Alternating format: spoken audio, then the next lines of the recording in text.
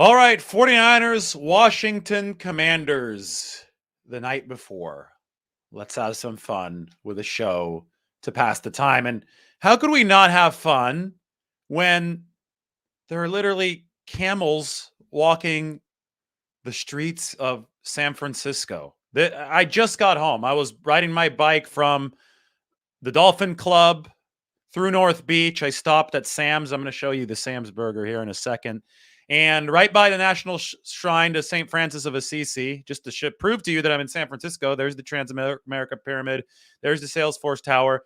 I saw 3 camels just walking on the street, walking right there on Vallejo Street. Now, this was for, in all seriousness, the nativity scene put on by the Knights of St. Francis of Assisi. They close off the street every December 23rd, day before Christmas Eve. And that is a 2,000-pound camel that they had just there. There's the nativity scene. You could see a little bit further. The other camel might have been even bigger. Look, you could see 2 more. One on the left. We got these camels a little bit closer. These camels supposedly live in Petaluma. They came in a camel trailer.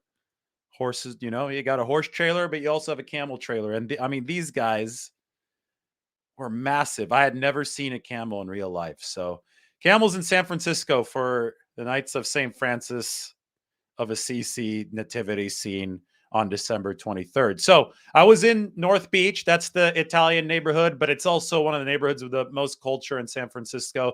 By the way, if you're ever trying to watch a Niners game and you're in the city, there's a lot of good spots to go in North Beach. That's where you have a good concentration of locals from back in the day who will remember the 80s, who will remember the 90s.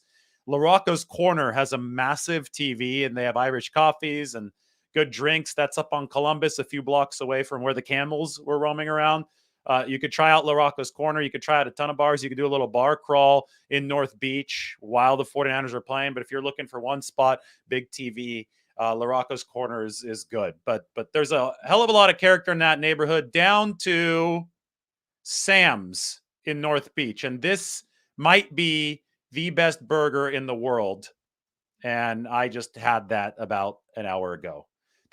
So Sam's has been there forever, family owned, right on Broadway. So after the 49ers game, after you hit all the bars, or if you're just in North Beach, go there and order the double cheeseburger. Tell them that David Lombardi sent you, and check out the mural or it's not a mural, it's a panorama of Candlestick Park when Navarro Bowman was running the interception back against the Falcons in 2013. And, the reason that I mentioned that right now is because it's the 9th anniversary of Navarro Bowman running the interception back against the Falcons. Oh my gosh. I took a video. I hope I could get this in my iPhoto application. I took a video of the mural that they have, or the panorama that they have on the wall. I was in the stands at Candlestick Park that day, and it is awesome. They have it right at Sam's in North Beach. It's right in the back. Go and check it out. I've talked about this on the show before. Today they told me that they have 49ers fans come in now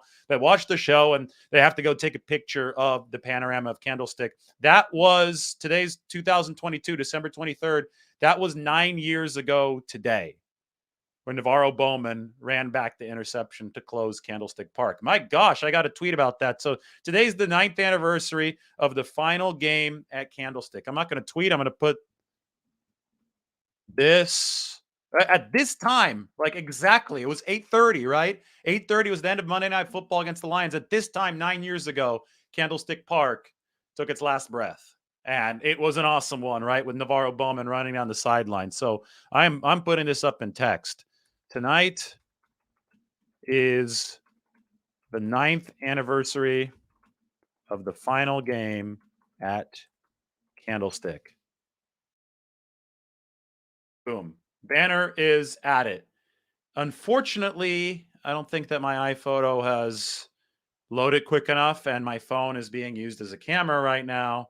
So I probably will not be able to get you guys the picture that I'm talking about. But you should absolutely go to Sam's. If this right here is not reason enough to head to Sam's maybe right now, if you're in San Francisco, then I don't know what will be. Go get yourself a double cheeseburger, or go there after the game, Tell them I sent you, and you could tweet a picture of the guys and of the Candlestick mural or panorama and of your burger to me. I'd be very happy. The double cheeseburger with fries. Anthony Bourdain loved this place. RIP to Anthony Bourdain, but he called it a top 3 burger in the whole world. And you could see there, I mean, there's no BS with that burger, right? Today I ate really, really well. I was also in the Mission a little bit earlier today, and I had the Taqueria Cancun breakfast burrito, which you'll see here. The largest breakfast burrito I've ever had. It was really good. It's my favorite taqueria, and turns out that they serve breakfast burritos. It was a good day around the city. Swung by the Rotunda, too, at Neiman Marcus, which was awesome. That's right on Union Square. So, fun day, resting, getting ready for 49ers Washington, which is tomorrow. But yeah, hit up Sam's, hit up Taqueria Cancun. Sam's will point you right to the Candlestick mural because it is the 9th anniversary of that final game. Who all was in attendance that night? I was sitting kind of in bottom deck, lower deck, right? Candlestick only had 2. I was right about the yard line where Navarro Bowman did intercept that tip pass from Matt Ryan, of all people. Matt Ryan blowing games late back in 2013. Blew the last game at Candlestick late. Now, I know that one probably wasn't as much his fault. That ball was deflected, but we can still give Matt Ryan a hard time because Matt Ryan could not hold a 33-0 lead a week ago against the Minnesota Vikings. And that obviously affects the playoff race. Now, I get it. The Colts have a defense, too. That defense was also responsible. But, boy, all Matt Ryan had to do was score more than 3 points in the second half, and we wouldn't be having this conversation. This on the heels of 28-3. All I could say is there's a lot of teams that would have benefited for trading for Jimmy Garoppolo this season. The Colts, obviously, being one of them. The team that the 49ers are playing tomorrow, Washington, being another one of those football teams that would have benefited from trading for Jimmy Garoppolo. Here's the preview article for you. 49ers take game as the number 2 seed as they prepare to face Washington. 49ers still have a lot to play for. They want to be at home during this playoff run. The 49ers learned the hard way last year. If you're on the road too much, especially if you're beaten up, well, A, it's going to cause you to get more beaten up if you're tired, but then you're beaten up. You need to recover. You don't want to be on long cross-country flights. You need to keep the travel schedule as manageable as possible. And the 2021 49ers had a grand total of 12 road games. That was an NFL record. These 2022 49ers are in line to play fewer road games because they've already clinched the division. So there's going to be at least one home playoff game. But as it stands right now, they're only guaranteed that one home playoff game. If they could pass Minnesota, and to pass Minnesota, all they have to do is finish with a tie record because they have the NFC tiebreaker over the Vikings. The 49ers will be guaranteed 2 home playoff games, provided they win the first one. And I think under the scenario where the 49ers are the number 2 seed, there is a decent chance that they get 3 home playoff games, provided that they win the first 2, because there's a good chance, in my opinion, that Dallas is going to come up and have to play Philadelphia in the divisional round. And Philadelphia's got a sketchy health situation at QB right now with Jalen Hurts out, and who knows how long this sprained shoulder issue or whatever it is. Somebody reported broken collarbone right before the national reporters reported sprained shoulder. Who knows how long that's going to negatively affect the Eagles. We'll get a preview of Cowboys-Eagles this weekend, but the way that the seedings are lining up right now, there's a decent chance that Dallas plays Philly in that divisional round, while the 49ers play Minnesota. If they're the number 2 seed, they'll have that game at Levi Stadium. I think everybody agrees the 49ers are better than the Vikings, so the 49ers will be favored over the Vikings, but Cowboys-Eagles is much more of a toss-up, especially if Jalen Hurts has injury questions. So if Cowboys-Eagles is a toss-up and Dallas wins, guess who's a higher seed than Dallas? The 49ers.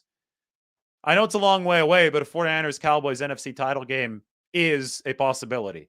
That'd be epic, and you definitely, if you don't get tickets to that, because it would be at Levi Stadium, you should watch in North Beach, La Rocca's Corner, somewhere there. You should watch in North Beach, and then, even if the 49ers lose, I mean, the 49ers could win, right? Punch their ticket to the Super Bowl, in which case you would definitely want one of these from Sam's. But if the 49ers lost, I think you probably would also want one of these from Sam's to drown your sorrows. If you're in the Mission, You probably don't want a breakfast burrito, but you can get a Taqueria Cancun burrito. That's the glory of going out watching these games in the city, is that you can get, some of the best, fast food is in the city. And I don't mean fast food in the way that most of America means fast food. I mean your mom and pop shops, the mom and pop taquerias, Sam's, awesome place. Literally a mom and pop shop, because Sam was their dad. I mean, they named the place after their dad, who passed away a few years ago. And that place has been cooking up some of the best burgers. Celebrities head there frequently.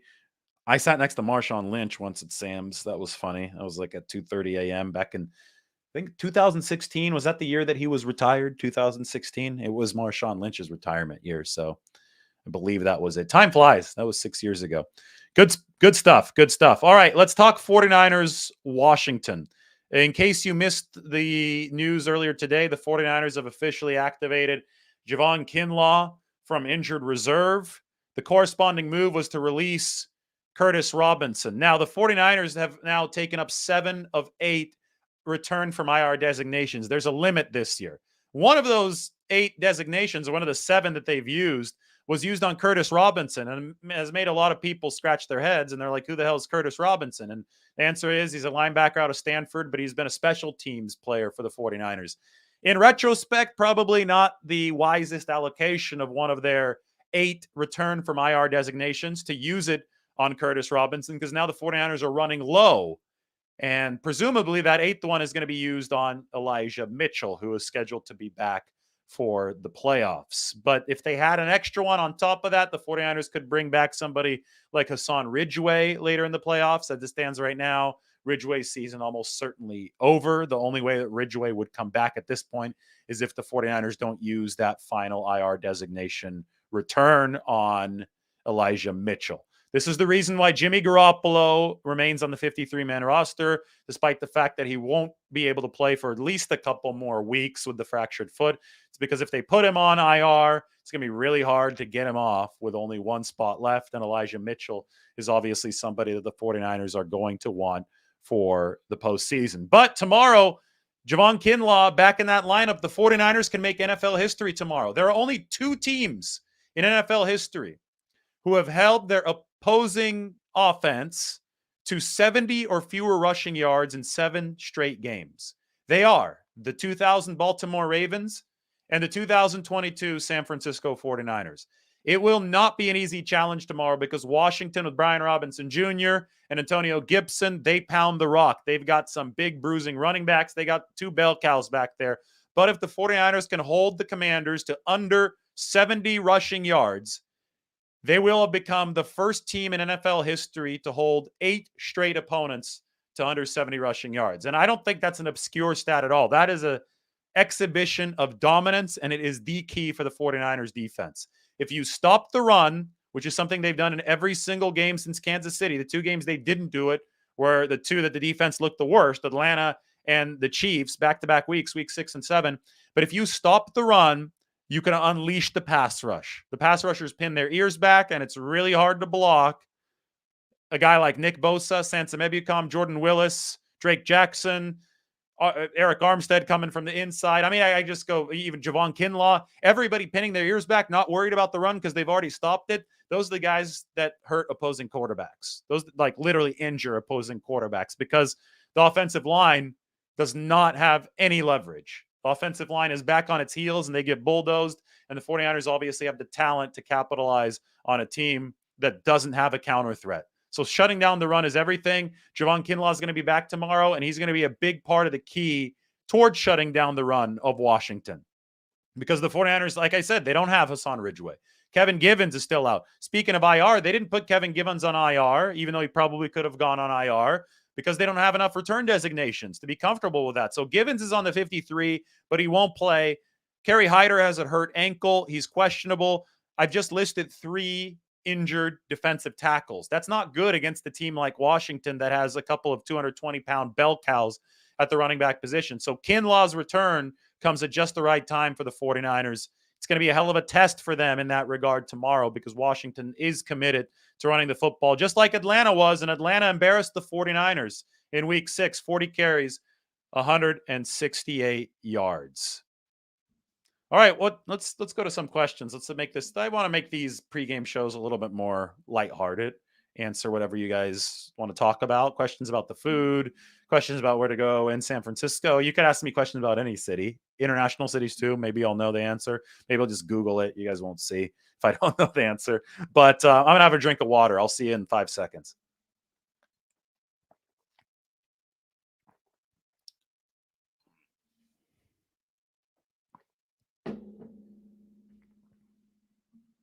This right here, Dylan asks, how would you decide between keeping the team healthy for the playoffs or going full go for that number 2 seed? There is no way to keep a team healthy for the playoffs. Like you can't. There is no action you could take that would do that. That's realistic because again, these are only 53-man rosters. Only 46 players are up on game day. 48 if you count your 2 practice squad elevations. This is not college where you just have an entire second unit that you could throw out there. And in an NFL, some of your guys are going to have to play every week, right? So you can't. That's why people are, well, take the starters out or take him out. If you took everybody out, you wouldn't have enough to field a team late in some of these games. So the premise that you can just coast to the finish line, I think, is a flawed one because it's not possible in the NFL. Beyond that, even if you could, I'm not so sure it would be smart because if you're in rhythm, if you're hot as a football team, if you're feeling yourself, why would you want to disrupt that, especially this far out from the playoffs? The playoffs aren't going to start until January 14th or January 15th. That's still 3 weeks away. It's a long time away. So I don't think you do any coasting in that situation. You want to keep the ball rolling if you're the 49ers. And then finally, that number 2 seed is super valuable. I mean, you're talking the difference between the 2 and the 3. You're talking potentially flying 4+ hours to Minnesota, playing on artificial turf. Nobody wants to play on artificial turf. Road game with a rookie quarterback. Nobody wants to do that. Plus, right now, you can still keep the foot on the gas in case the Eagles trip up and lose 3 in a row, because then you'd get an automatic win in the playoffs, right? If you got the number 1 seed, you just move right up to the divisional round. So with that bye. So, it is full throttle toward the number 2 seed because the other option isn't even really an option. And I hope that I illustrated that based on what I just said right now.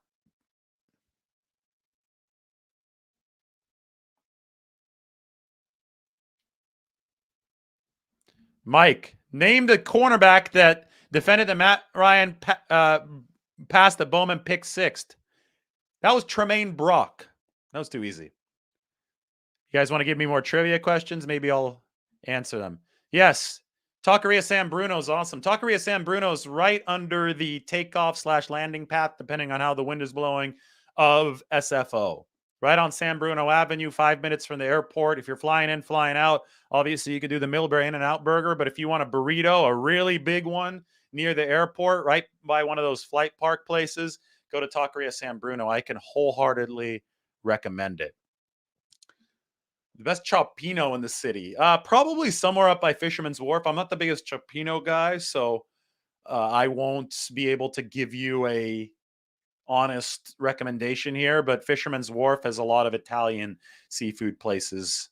Use Yelp or Google or whatever your preferred review application is, and I'm sure you'll find a good one. I do think that Jordan Mason will play. I saw him in the locker room yesterday, and he was walking around. He even had one of his scooters. He seemed to be in good spirits. There's no probable designation anymore, so you have to list the guy as questionable if he's still a little bit injured heading into the game. So you can't put him as probable. I think back in the old days, Jordan Mason would be probable. That's just my read on it. I don't have any actual, word from the coaching staff. That's my intel based on what I saw in the locker room. What's the name of the sandwich place I showed? Sam's is the burger place. Right here. This is Sam's. This is Burgers in North Beach. Simple, to the point. They've got an old school grill there that's been there for decades. It's got that grease that's just built up over time, and it tastes so good because of it. None of this new age BS with burgers that you see in some of these restaurants. You just get a good, simple double cheeseburger that I guarantee you will love. And Eric always knows what he's talking about. Sam's is indeed a classic.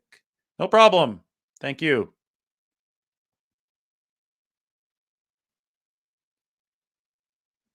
Ryan asks, David, would you say Washington is very similar to San Francisco? I think they're just with a worse offense, but they have a lot of potential. They just need a QB. Washington is like a poor man's 2011 49ers.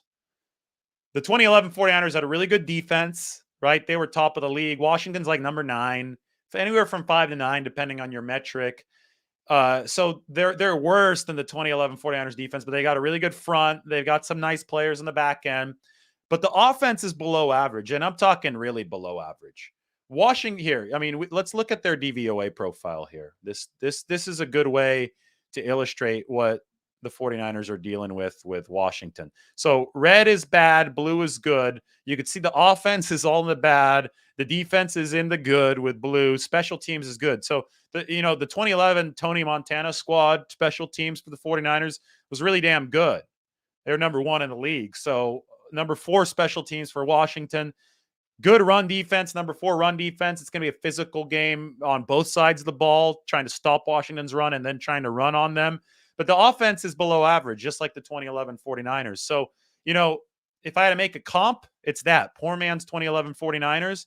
They do need a better quarterback because Carson Wentz and Taylor Heineke are not cutting it.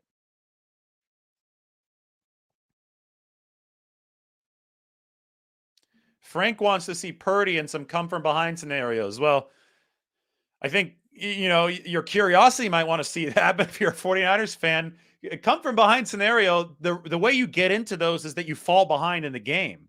And falling behind in the game is not necessarily a good thing, right?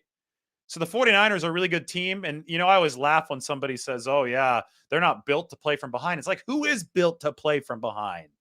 I mean, maybe Kansas City, I get it because they're so explosive, but it's still, you're still putting yourself in an unnecessary disadvantage. I guarantee you the Chiefs aren't going there and intentionally falling behind in these games. They wish they could turn it up sooner and blow teams out because sometimes they don't come back. The Chiefs don't have a perfect record this season, right? So, I mean, they've won some huge games coming back, but the point is the goal is to get ahead. The goal is to play on schedule, complementary football. When you have a roster as strong as the 49ers roster, to me, there's no reason to not be ahead the whole game. I mean, they have the best roster in football, and, there are going to be cracks here and there due to injuries. We saw early in the season, there were a lot of cracks. They lost a couple games bad because of that. I'm thinking about that Atlanta, Kansas City, week 6 to 7 stretch. But now the cracks are more minor, right? We're seeing some of the little fissures at defensive tackle, but Javon Kinlaw is coming back. Maybe Washington's able to expose something there against the 49ers. But for the most part, this is a team that's just loaded with talent. And because they have that stockpile of talent, they need to jump all over the opposition. They can't just fall behind and then see, oh, let's see what Brock Purdy has. Maybe they do fall into that situation because of bad luck or they sleepwalk early in the game, and then we'll see what Purdy can do in more pass obvious situations. But here's what I'll tell you. And I think the 49ers are more insulated toward this than they ever have been. Everybody always talks about, the 49ers, they run all the time. Their run game is stronger than their pass game. Their quarterbacks are in trouble if they have to throw over 30 times a game. And that is just such a lazy narrative. Take this. Jimmy Garoppolo's final full game before he got hurt. New Orleans Saints threw 37 times in a 49ers win. Brock Purdy's first game replacing Jimmy Garoppolo against Miami very next week, Brock Purdy threw 37 times. So the last time that we saw Jimmy Garoppolo and the first time that we saw Brock Purdy, 37 throwing attempts. And you know what the common denominator there is? Christian McCaffrey was the target.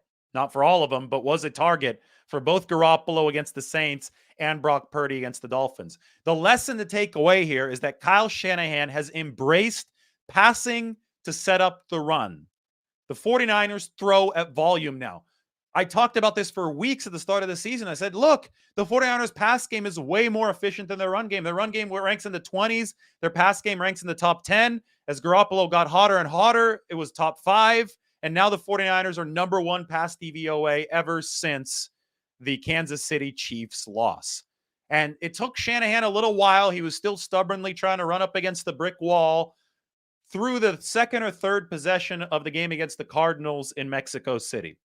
And then toward the end of the first half, something clicked. Shanahan said, I'm sick of doing this. It's not working. Defenses are loading up the box. 6-man fronts are not fronts that you could consistently run against. We have to loosen up these fronts. We have to change our philosophy. And Jimmy Garoppolo passed on 14 of 15 plays to end the first half against Arizona. That gave the 49ers a big lead entering halftime, loosened up the Arizona defense, and then the 49ers hit the Cardinals with the run in the second half.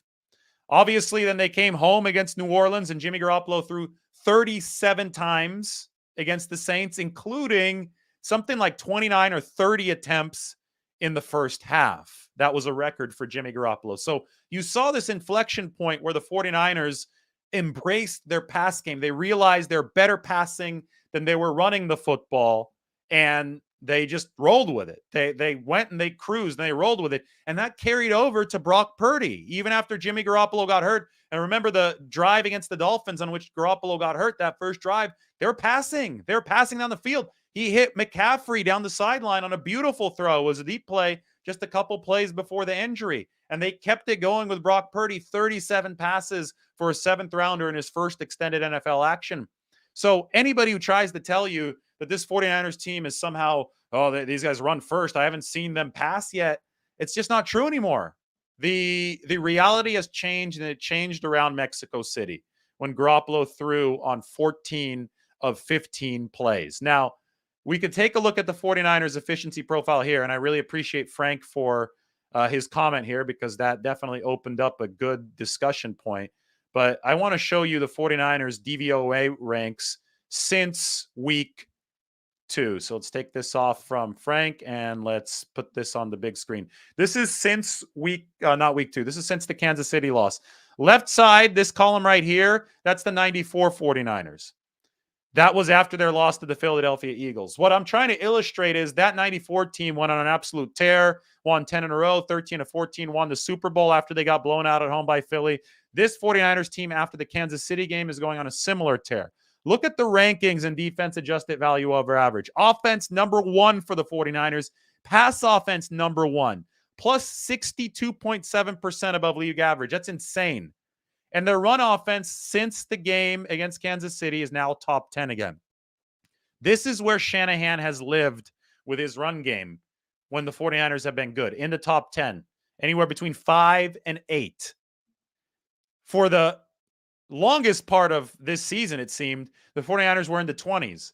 But once they started passing to set up the run, and obviously Christian McCaffrey's a damn good runner in his own right, the 49ers have bumped this up to top 10 efficiency. And once the run game is top 10 efficiency, that is when the threat for play action is at its most credible. Yeah, there's data that says that you could still run play action even without the running threat really being established. But we all know that if you're gashing the opponent, those play action fakes are going to be a whole lot more persuasive. And Kyle Shanahan can really unleash hell on an opposing defense with his play fake concepts when his run game is operating at somewhere around top 10 efficiency. You saw that point blank against Seattle last Thursday. The Seattle Seahawks were running like chickens with their heads cut off after Christian McCaffrey on every single fake to Christian McCaffrey. And then you saw Brock Purdy hit Tyler Kroft with nobody within 20 yards of him. Earlier in the game, you saw Hollywood. You saw George Kittle. Nobody around after the fake to McLeod, fake to McCaffrey. So it's about offensive balance and being able to sell the threat of not only the run game, but the short passing game, because then you can be able to hit opponents a little bit further downfield. And the Hollywood play was obviously a short pass sell. You sold the short pass to McLeod. You sold the short pass to Christian McCaffrey. You hit Kittle over the middle, touchdown, 49ers. And the short pass game has the same effect as the run game. We could put them in the same bucket. The idea of the short pass game is to neutralize the opposing pass rush and then maybe start getting the linebackers and even the safeties to start biting on something where you're not planning on going to. And that was the Hollywood play when the 49ers were actually planning on going to George Kittle. But the bite was on the throw on the pump fake to Christian McCaffrey.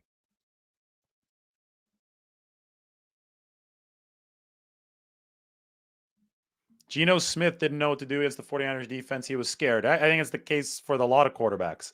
I talked about it with Tua Tagovailoa. way inaccurate because the 49ers had taken away his favorite throws, thanks mainly to Fred Warner, but there was also a lot of other good work on the back end. But then they sped him up. You could speed a guy up both through the pass rush and through the way that you cover. And the 49ers defense does that to a lot of quarterbacks. That's why they're on the verge of making history. One of my favorite underrated players from the Harbaugh era. I really like Delaney Walker. I thought he was underrated.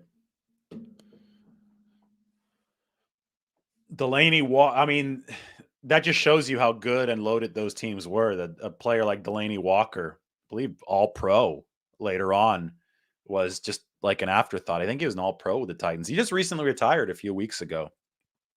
So I think, I really like Delaney Walker. It's hard to say. There weren't a lot of underrated guys on those teams because those teams just mashed you. I mean, they had star power on both sides of the ball. Some really, really good 49ers teams. Justin Smith was underrated.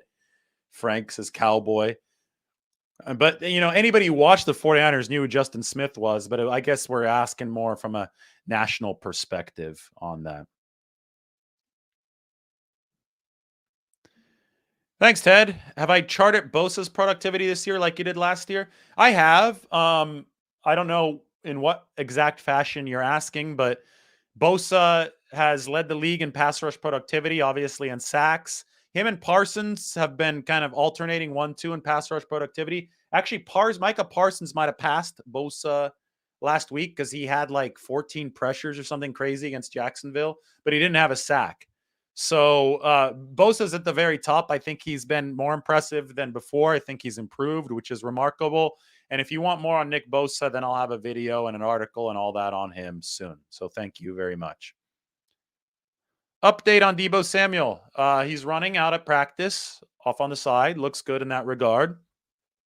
Deebo is, we thought that he was done with for the season, right? You saw him and the reaction from the 49ers teammates and just the frustration that emanated from that play against Tampa Bay. But the 49ers got the best news possible there. It wasn't even a high ankle sprain. Sounded like a low-grade MCL sprain. He hurt both his ankle and his knee, but he looks fine in the locker room. He's doing some running off on the side at practice, and we'll see with Deebo Samuel. I think they want to ease him back into the fold. I don't think they want to cold turkey him for the playoffs. I think they want to make sure that he gets some action before the playoffs. So based on the way things are going, it could be Vegas, which would be 2 weeks, right, from the time of injury. Or no, that'd be about the 3 weeks because you had Tampa Bay to Seattle was 1 week. Seattle to this next game against Washington is 2, and then Vegas would be 3 weeks.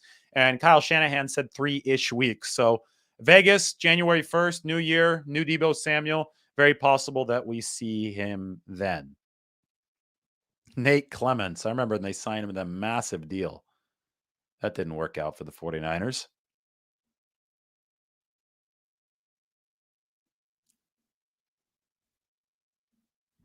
Mike asks, David, if the 49ers lose tomorrow, what will be the reason? It will be a lot like the Atlanta game if they lose tomorrow. It will be because Washington, who leads the league in time of possession, they run a really slow pace and they bruise you. They'll have found a way to run against the 49ers because the 49ers are a little bit thin at defensive tackle, and Javon Kinlaw might not be back up to 100% capacity yet. I don't know. I mean, I'm just answering the hypothetical here. So if Washington is able to run the football, then they'll be able to control the ball. And then, what it would take is a couple 49ers giveaways. Brock Purdy, Brock Purdy's had some turnover luck so far this year, right? Quandre Diggs dropped what should have been an interception against Seattle. There was an interception against Tampa Bay that got called back due to penalty. There was a personal foul on play 1. This wasn't a turnover, but play 1 of the Tampa Bay game, where that roughing the passer doesn't happen.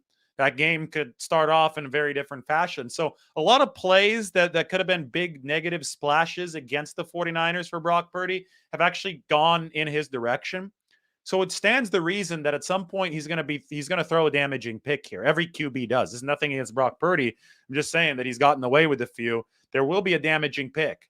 There might be a damaging fumble. Somebody else might fumble for the 49ers. Christian McCaffrey hasn't fumbled a football away yet this year. He's fumbled once, but the 49ers recovered. So if the 49ers give it away a couple times, and they're giving up a little too much on the ground, that's the potential formula to lose this game. Now, I don't think either of those two things will necessarily happen in excess because I think the 49ers have quite a margin here. They're full touchdown favorites. But to answer your question, that is what is going to have to happen.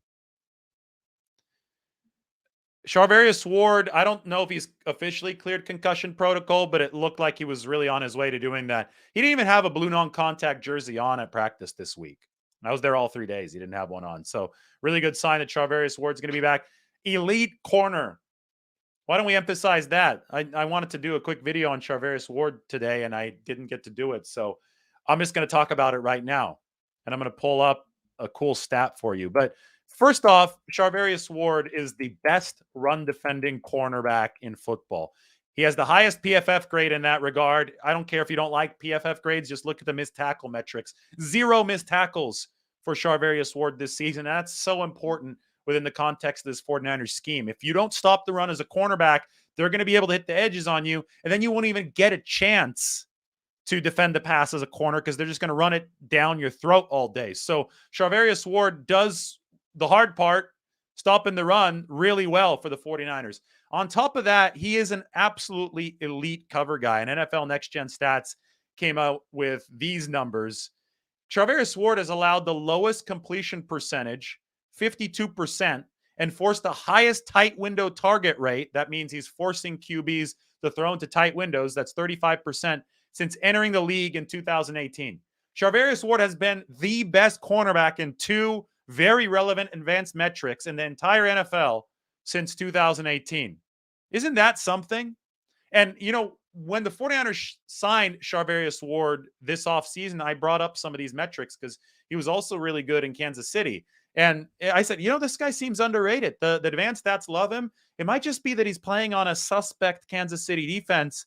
That's why he hasn't gotten the attention he deserves. And it looks like I was right.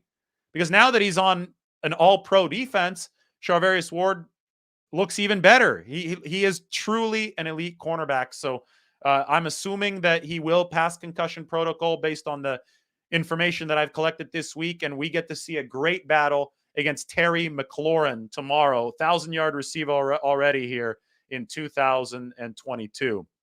Look here, there's a stat about Ward following DK Metcalf last week. On 25 of 35 routes, Charvarius Ward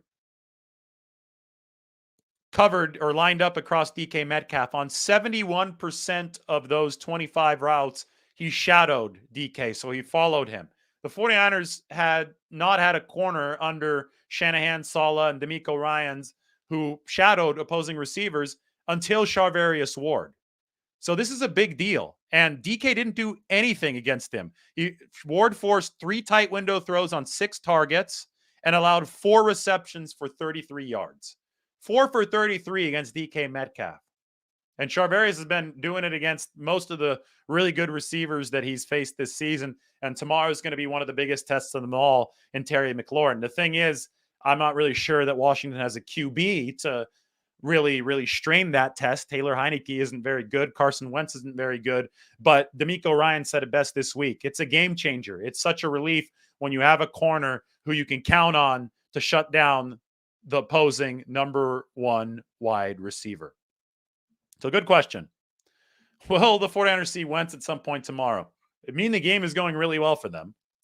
Ron Rivera this week, I mean, in what was not a ringing endorsement for his starting quarterback, Taylor Heineke, acknowledged that he's going to have to look at benching his starting quarterback at some point. But he said if Heineke gets back on track, he'll be okay. But he said, you know, if we keep on playing the way we did last Sunday against the New York Giants, scored 12 points against the number 29 defense at home, I'm going to have to look into that. And switching back to Carson Wentz is not a good thing because, as we know, Carson Wentz was last good about 5 years ago. I mean, Carson Wentz has played against the 49ers, once recently? And that wasn't even recently. That was in 2020. It was an ugly game. I don't think Wentz did all too much. He might have hit one deep ball there at the end to that no-name receiver, but that game was more about Nick Mullins imploding than it was about Carson Wentz. Eagles-Niners 2020. Deommodore Lenoir is playing good football. He's improving every week. mean, you say that a defense is only as good as its worst cornerback, and if that's the case, the 49ers defense is pretty damn good, which means that Deommodore Lenoir is a solid player. Yeah, DK Metcalf got a taunting penalty on a failed third down play for the Seahawks. It was a good day for the 49ers in Seattle. When DK Metcalf gets the taunt penalty on a play that the 49ers won. That's called the double whammy in the 49ers' favor.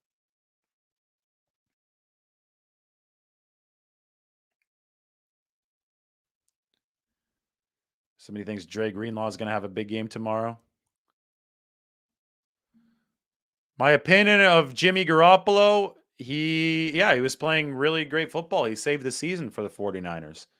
I don't think there is anything really else to complicate that with. Top 3 efficiency, came off the bench. I mean, they had him at a bargain rate. They needed him bad. He led them to a great position, handed the torch over to Brock Purdy. And now, I mean, the goal is to just have as deep of a quarterback room as possible. So the 49ers want to get Garoppolo healthy again so that they could conquer whatever challenges they might need to conquer in the postseason. You never know what's going to happen moving forward. So Garoppolo is a big reason why the 49ers are here, but Brock Purdy is the guy right now because Garoppolo's foot is still healing. The fractured foot needs to heal. So that's all I have to say about that. Angry Dre Greenlaw. Oh, that's Steph. I follow you on Twitter. You can get that. You have an awesome Twitter account, by the way. There's so much good content that just pumped out of that one. What's your Twitter handle? I'm gonna put it up on the screen. Is it Steph 49K or is it something else? Just put it in the chat and I'll put it up on the screen. Some of the stuff from Minnesota was really good. The joint practices this year, just like a lot of good footage out there from the joint practices.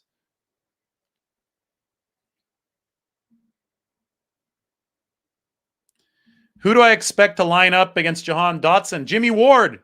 Jimmy Ward's been a top-notch slot cornerback for the 49ers, getting better and better every week. But, I mean, listen to this. Tom Brady, we know Tom Brady, going back to the New England days, loves to attack the slot, right? Especially against a good pass rush. Tom Brady is going to want to attack the slot. Like, he's just quick throw, quick throw, quick throw. He's got an amazing release. Brady targeted Jimmy Ward in coverage 18 times.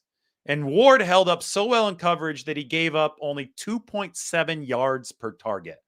It was a dominant performance from Jimmy Ward.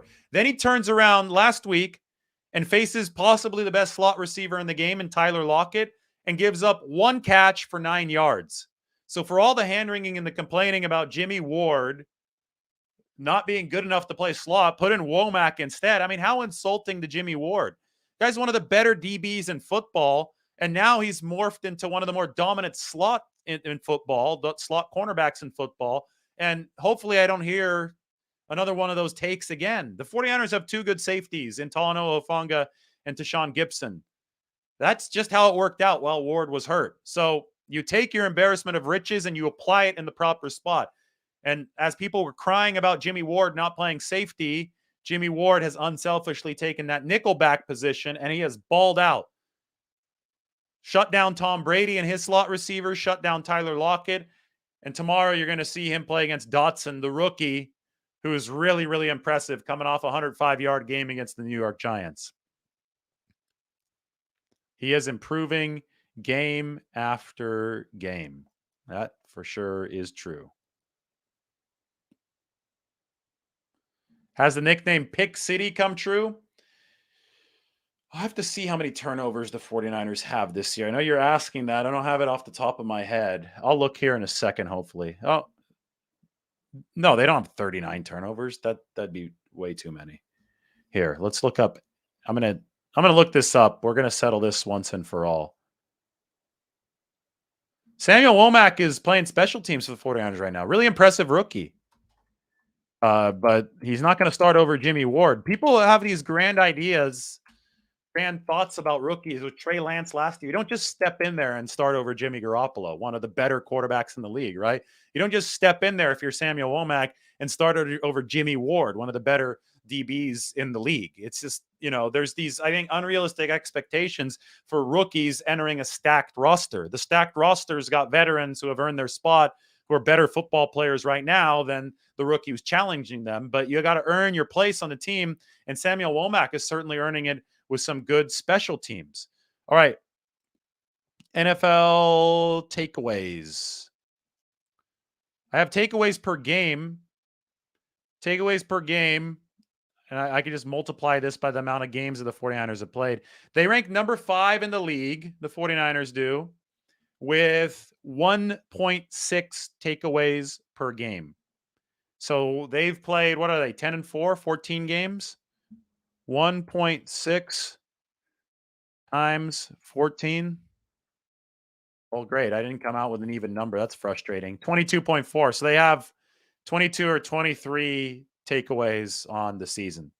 39 sacks. 39 sacks. Okay, yeah. I was about to say 39 turnovers in 14 games. I mean, we'd be dealing with a lot of history in that case. But yeah, 39 sacks is a lot. Here's a good one. Last 3 games, 49ers turnover margin is +2. Washington's -0.7. Under Purdy so far, the 49ers, they've gotten a little bit lucky. Again, Purdy's gotten away with a couple, but for the most part, the 49ers are playing clean football offensively, and the defense has turned it up to the next level. And by that, I mean that the defense is taking the ball away. The 49ers here, this is another good table. Let's see, where is this? Oh, I don't have it on. I could just read the stat to you. I don't think I made a table for it yet. The 49ers takeaway EPA. So this is expected points added via takeaways per game. So this is going to estimate how much their takeaways are worth. Over the first part of the season, they were getting like 4 to 4.5 points per game in takeaway EPA. That's up to close to 9 points a game now over the course of the win streak since the Chiefs game, or since the Rams game in week 8. So that's a big increase, right? That's several points. They're getting 2 possessions worth of points through takeaways alone. That's expected points, but yes, expected points is the most sophisticated way to measure it. So that, every coach will tell you wins and losses in the NFL are ultimately most correlated with the turnover margin, and the turnover margin has been breaking in the 49ers' favor.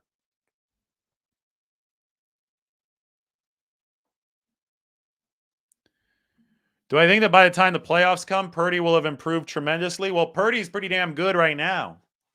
That's the thing. He's set up a tough act to follow. He's playing as a top 10, top 5 efficiency guy right now. But there will be, I think, a little bit of a downswing. And, it's not fair to Brock Purdy if this isn't mentioned, if everybody just expects him to be perfect the whole time, no turnovers, because again, he's gotten away with a couple giveaways. There probably will be some giveaways. There probably will be blips. That's how it works. Playing quarterback in the National Football League is not easy. But if those are out of Brock Purdy's system within the next couple weeks, then he could hit that upturn again. And maybe he will improve tremendously by the playoffs. But it's just hard to answer that question because he started off so well for the 49ers. I'm not so sure about seeing Kalia Davis on the field this year. The good news is he wouldn't count toward the IR return limit, the 8 returns from IR, because he was on NFI, non-football injury, when the season started. So it's house money if they want to bring him back. But he's got to prove that he's in shape first. And he hasn't played football in a long time. They have 3 weeks to decide. So and also, that might be dependent on other injury situations. If the 49ers keep on losing defensive tackles, say that you lose Kinlaw again, say Givens doesn't really come back. Obviously, Ridgeway's already on IR, but some of those other depth defensive tackle pieces aren't cutting it. Well, that raises the chances of us seeing Kalia Davis in a game day uniform this season.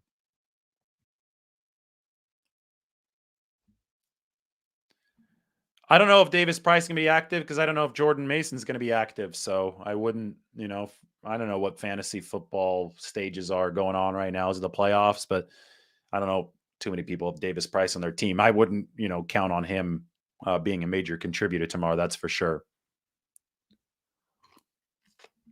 I think Ray might break one. It's just really hard to return a punt or even a kick for a touchdown. Punt returns have last year, I think it was last year, where there wasn't a punt return for like the first 14 weeks of the season. Punt coverage has just become so precise around the league that it is really, really hard to break one. So all you're asking for is consistency, positive consistency from your punt returner.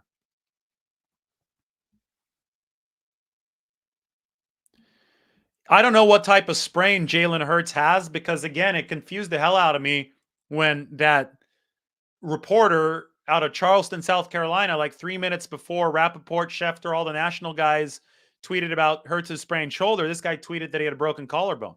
And since he tweeted first, he obviously had some information, right? It could still be wrong, but the fact that the spread swung so far toward the Dallas Cowboys, the fact that the Eagles seem to be a little bit secretive about this whole Jalen Hurts thing leads me to believe that even if his collarbone's not broken, that the shoulder sprain is significant. And I think any shoulder sprain is significant for a quarterback, especially since it's a quarterback. He's throwing the football. Obviously, Garoppolo's really hurt his play. I mean, you could tell on the interception he threw against Green Bay when they're in the red zone and he was rolling right. He just didn't have the arm to get that pass in there to George Kittle. And it's a pass that Jimmy Garoppolo is normally able to make. So Jimmy Garoppolo's injury coincided with a severe drop in efficiency last year. Definitely might have cost the 49ers an NFC championship game. And if it's a shoulder sprain for Jalen Hurts or a broken collarbone or whatever you have it, I think it's bad news for the Eagles. But I don't know exactly how bad because they are being so secretive about it. It happens in the NFL. They could be pretty damn secretive, I think. How's the league going to force people to actually disclose medical information? Because that on the surface is against the law, right? So, the league is obviously in the business of wanting teams to disclose as much as possible because sports betting, that's a very prominent sector now that's growing and growing and growing, and the league is becoming more and more tied to that. But I think it's an unrealistic expectation. It's never going to happen where that could seamlessly be reported to 100% accuracy. I don't think you're ever going to see that. Too many teams want a competitive advantage in this regard. Is the 2022 49ers defense finally better than the 2019 49ers? It's such a complicated question. The 2019, right now, they definitely are. The 2019 49ers from weeks 1 to 12, before they ran out of gas and were suffering a ton of injuries, that defense will be hard to match. That pass rush, the D-line in 2019 was the best D-line the 49ers have probably ever had when they're healthy, right? Because you had Bosa, even though he was a rookie, he was awesome. You had DeForest Buckner and Eric Armstead. So you had both of those guys. No debate about which one the 49ers should have kept. And you had Dee Ford. And you had a guy like DJ Jones, who's like the best run stopper in football now for the Broncos. That was the most loaded defensive line the 49ers have ever had. The problem is that injuries started to catch up to them later in the season. So they didn't end the season nearly as strong. But 2019, weeks 1 through 12 was awesome. Now, here in 2022, the secondary, I think, is better. They have a Charvarius Ward. Sherman was playing really well in 2019, but Charvarius Ward is closer to his prime, right? He's younger than Sherman. He's trailing guys. That's really important. Talanoa Hufanga, one of their safeties, is now in the Pro Bowl. The second cornerback situation, well, unfortunately, Emmanuel Mosley is hurt. Unfortunately, Verrett is done for the season, but still, Deommodore Lenoir is playing better than the second corner situation in 2019. Remember Akello Witherspoon? That wasn't good for the 49ers. And the big difference here in 2022 is the 49ers linebackers have matured into absolute brutalizers. And these guys, this is by far the best unit in the league. In 2019, people talked a little bit about it. They're like, oh, yeah, we like Warner. We like Greenlaw, young up-and-comer, big play, Dre. Oh, no.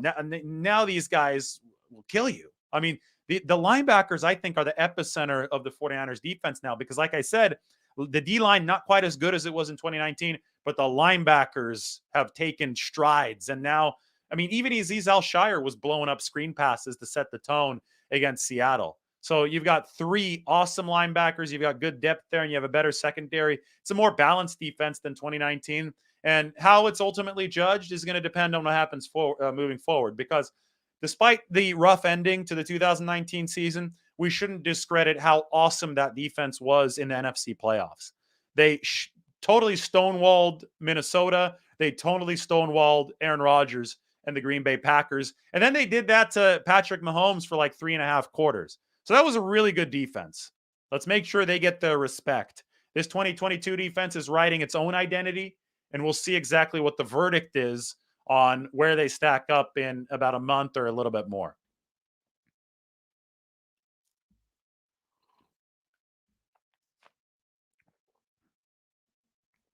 I'm just going through some of these questions.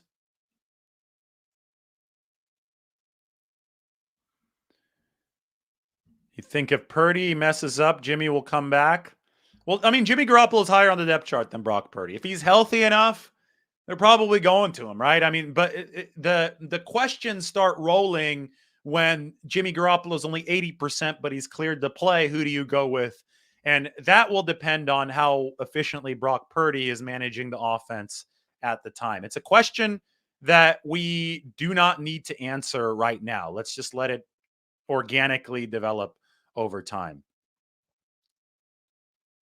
George was at the Vikings game, 2019 playoffs. That's when Nick Bosa was down for a while, right?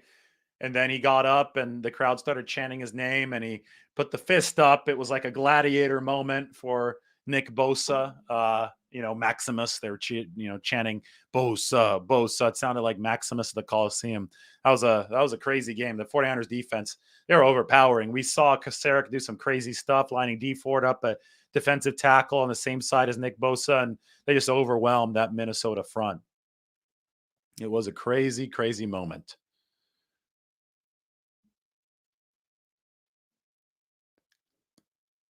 What player coming off IR am I looking forward to see play? Well, there's only one coming off IR this weekend, Javon Kinlaw, and there's only going to be one more coming off IR the rest of the season, and that's probably going to be Elijah Mitchell. So Mitchell and Kinlaw, I'll answer your question with 100% of the possibilities.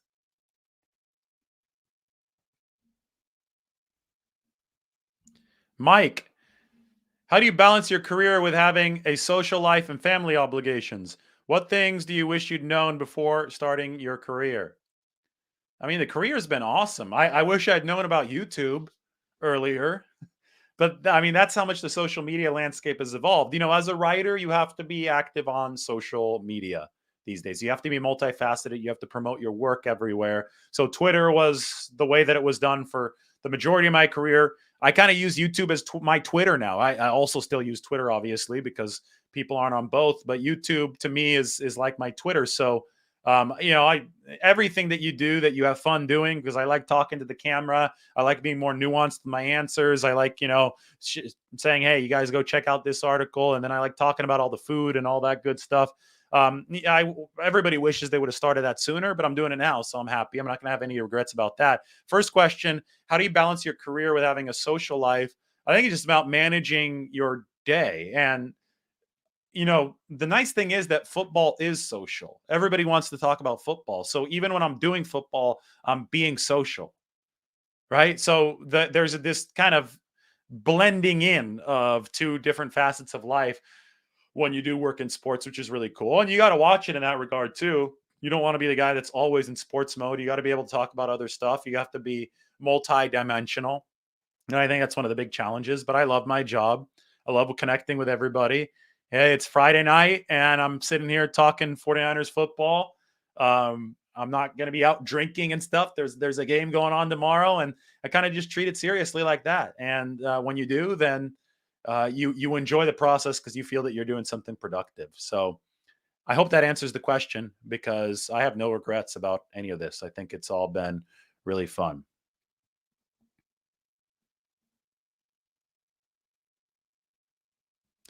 It is pretty funny that earlier this season, people were asking for Kyle Shanahan to get fired. Every year, people overreact to stuff like this. Every year, somebody wants him fired. Every year, somebody wants the quarterback benched. Every year, people are freaking out. I mean, there was such bad takes this year. I still remember after the 49ers lost the Bears in week 1, somebody said, I'm serious.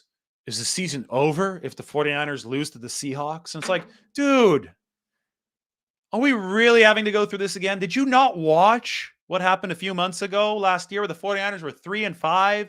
They came back from the dead. They made it to the playoffs, and they were probably a play away from the Super Bowl. They lost an NFC Championship game. And you think that a game in week 2 for the most talented roster in football is going to determine whether or not they can. It's insane to me how people just want to overreact. They become prisoners of the moment. They get tunnel vision. The emotions start running high, and then they think that an 0-2 start would kill the most talented team in football. And no, it wouldn't. I mean, these seasons are long. They're marathons. Stop freaking out.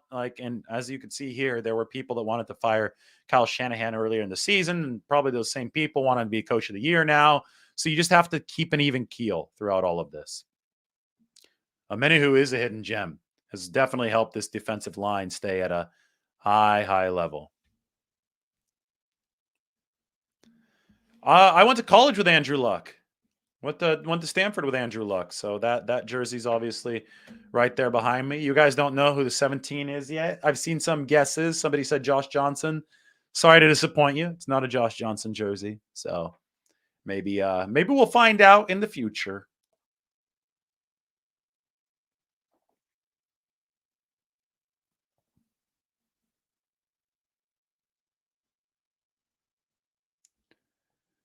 Appreciate it. Thank you, Jacob. Are all fans as emotional as the 49ers fan base? I don't know. Yeah, I do think the 49ers would have won an NFC Championship game if Jaquiski Tartt hadn't dropped the interception. Okay, so I'm going to go through for the folks that just joined us what I went through a little bit earlier. 49ers, Washington. This is Niners, Washington, the night before show. And, some crazy stuff happened today, including this right here. There literally were camels in the street of San Francisco. The things that you'll see in the city. That is an actual 2,000-pound camel in North Beach, Vallejo, and Columbus. Here, I walk out onto Columbus, the diagonal street, just to verify for you that it is indeed San Francisco. There you have the Transamerica Pyramid, the Salesforce Tower, Buster's Cheesesteaks, good place right there on the corner. And we pan back over to the camel. 2 massive humps on its back. This was, for those wondering why the hell there was a camel walking around on the street, this was the nativity scene put on by the Knights of St. Francis of Assisi at the National Shrine to St. Francis of Assisi, which is just to the left of the frame here. And here are the 3 camels, or the other 2. Again, 2,000 pounds. And speaking of St. Francis of Assisi, that obviously is the namesake for San Francisco, which is St. Francis in Spanish. So this nativity scene, they do it every year on December 23rd, and they bring out the actual camels who live in Petaluma, about an hour north of San Francisco. After that, I stopped by Sam's Burgers in North Beach. This might be the best burger in the world. If you're hungry, they're open late. Head in there now. Tell them David Lombardi sent you. Get the double cheeseburger and fries, and go and check out the Candlestick Park panorama on the wall. Why? Because tonight, you'll see it down there, is the 9th anniversary of the final game at Candlestick. I didn't even know that until I started this show, but that panorama is really cool. It's got Navarro Bowman crossing the goal line, diving across. What a memory for a lot of 49ers fans, right? And Sam's, it's a legacy San Francisco business. That burger that I put up there might be the best one in the world. It was quite the food day for me. I had to swim in the bay to burn all these calories to be able to have that burger and this breakfast burrito from Taqueria Cancun, which has won awards for its nighttime burritos. It turns out they serve breakfast burritos as well, including this massively large one. From there, I went to pick up a tuxedo downtown. This is Neiman Marcus. No, I did not pick up the tuxedo from Neiman Marcus. I used Suit Supply, but this is the Rotunda. Nice little spot on Union Square. So go to Sam's, maybe the best burger in the world. Go to Taqueria Cancun, best burrito in the world, and enjoy the fact that you live in the Bay Area. 9th anniversary of that final game at Candlestick. Awesome stuff. All right, 49ers Washington tomorrow. So here you go. Game preview. If you haven't seen it yet, prediction video is out, so make sure you check that out. That's a different video. I have a ton of different videos from today. I'm copying and pasting the link to the game preview that's on your screen right now into the chat section. Make sure you subscribe to The Athletic. By the way, you have that link. The Athletic right now is $1 a month from now until like New Year's. They have a crazy sale going on. So if you want to see this right here, and this is full of like charts and everything and nice pictures of Christian McCaffrey and basically the most in-depth game preview you're going to get, go ahead, click on the link in the comment section. I'll put it in the description as soon as I'm done with this video. Also it's in the chat section now, comment section later. $1 a month for The Athletic for a whole year. I don't think you can beat the most in-depth 49ers coverage at that price. So go ahead and check all of that out. And what else do I have to say? Well, while I'm here, make sure that you check out the rest of today's videos. There are some good ones up on the page. Well, that's Google. I don't know why it went to Google for me. Oh, here we go. Fix this. There's some good ones up on the page. Here you go. Watch this, but that's the one you're watching right now. A good Christian McCaffrey video working with Anthony Lynn. Prediction time. Prediction time. I filmed from Kevin Durant's. That court right there in Hayes Valley, Kevin Durant paid for is kind of his parting gift to the city. Did the burrito video from Taqueria Cancun. That was a good one too. So you could check that out.